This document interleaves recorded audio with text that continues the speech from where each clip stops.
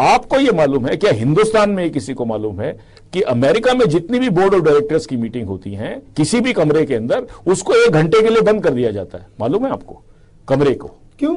इसलिए अमेरिका में वो टेक्नोलॉजी आ चुकी है कि वो कमरे अगर आपने खुला छोड़ दिया तो कोई भी आदमी ऐसी मशीन लेकर आ सकता है ऑडियो की, जिसमें वो पूरा 1 घंटे तक वो जो बात हुई है वो सारा का सारा हवा के वातावरण में रहता है, वो सारी की सारी वो टेप कर सकता है।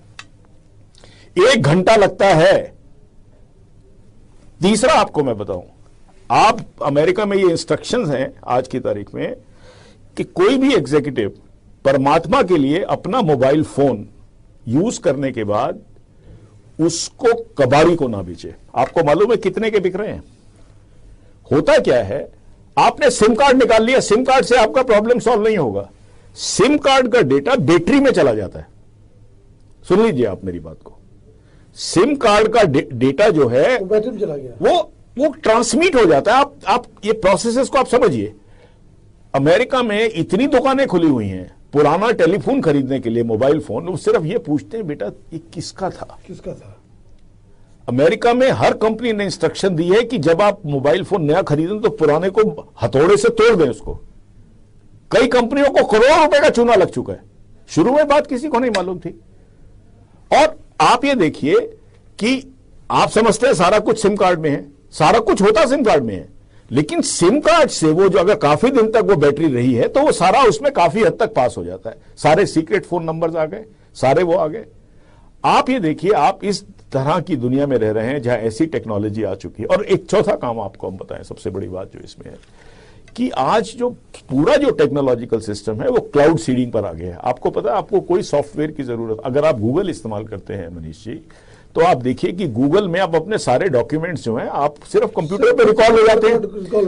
अच्छा, गूगल का जो पूरा सॉफ्टवेयर है, आपने कभी गूगल की सॉफ्टवेयर सीडी दिखी है कभी बिकते हुए? नहीं है।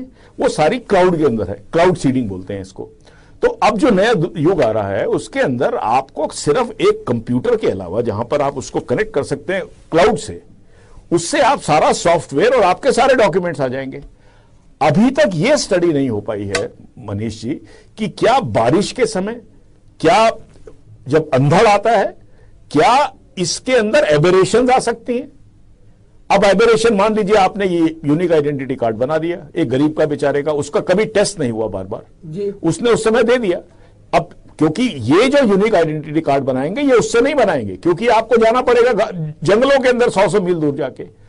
वहां पर आपने जब बनाया तो उस समय क्लाउड ठीक था, या आपने जो क्लाउड सीड किया था, इसका एक पर्टिकुलर क्लाउड सीडिंग होती है, जो एक क्लाउड सीड किया जाता है ऊपर, वो क्लाउड की एक सिचुएशन थी उस क्लाइमेट में।